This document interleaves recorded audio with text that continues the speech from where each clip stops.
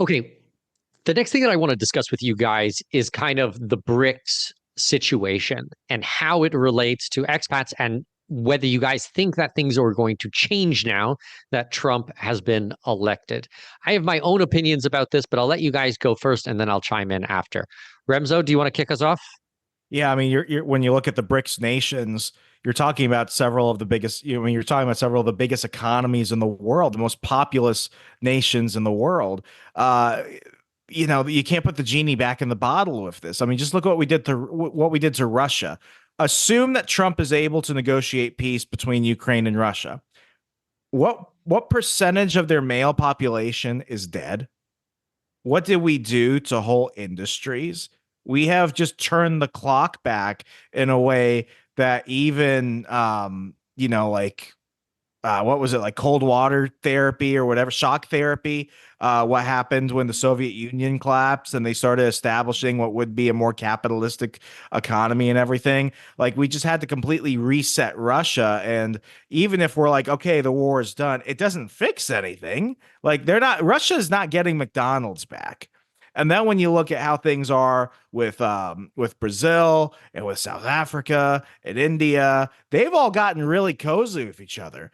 I don't think they want to go back to dollars when they can trade for things in gold, when they can trade for things in wands. Like, this doesn't end it because the systems have already been put in place. The I's have been dotted and the T's have been crossed. They're looking at us now and they're like, yeah, Donald, you made things a little bit better, assuming he gets his way. But they've already seen what happens when the US behaves the opposite way. And while they might like Trump, it doesn't mean they trust him. It doesn't mean that they look at us any differently. And that creates a whole different set of things that I don't think most people in the media talk about.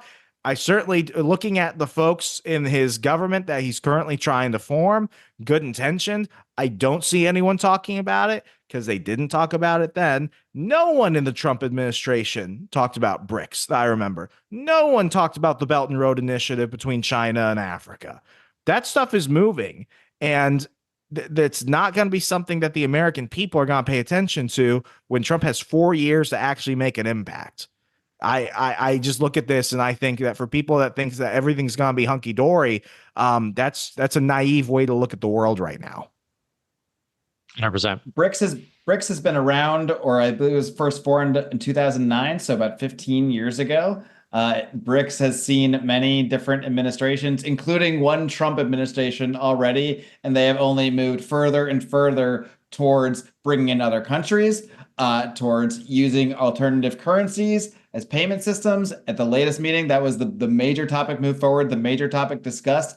And the underlying reasons for this, yes, in the short term, we have Russia's urgency to to find new payment systems due to the sanctions. And that was a major topic and a major reason that they wanted to have the latest summit hosted in Russia. But in the long term, as we discussed, the economic problems of the US and the US dollar are not going away. Again, even if Trump is the best darn president you ever did see, he can't fix these things overnight, and he can't fix the underlying economic conditions. So I'm sure the BRICS leaders are probably, I would guess, happy that Trump won, I would imagine, and they will probably work with him, but it doesn't mean it's going to end the project. It's not going to, they're not going to, and the other thing that they do know, as great as Trump is, or even, as great as they may think Trump is, as better of a situation it may be, they're also aware that Trump is not the permanent government. Trump has at best 4 years, and maybe less than that, because who knows what other shenanigans and subterfuge or assassination attempts or whatever else might go down to throw things off course in the next 4 years. So no, these alliances, the BRICS alliance, it's happening for deep economic reasons that are not going to be affected by whatever administration comes into power.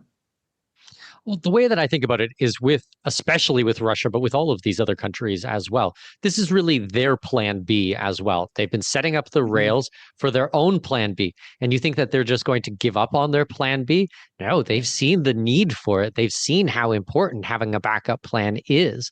And now they're starting to do mirrors of all of the large institutions that we have in the Western world. They're doing, okay, the settlements, the BRICS currency between countries, their own settlement. They're going sure, they might go back to using SWIFT a little bit, especially for commerce between companies, but between governments is going to be their own BRICS central bank currency, which is going to go back and forth. They're going to have their own bank, which will be able to do lending for projects. They're going to have all of their own institutions out there, because why would they go back to the Western system when they've already been shown that they will go nuclear with these types of things? They will sanction and cut entire countries off at the drop of a hat. So it's like they're going to keep moving forward with all these things. And as you rightly pointed out, Remso, you can't put the genie back in the bottle. I mean, this is it. It's done. That decision was made and there is no going back.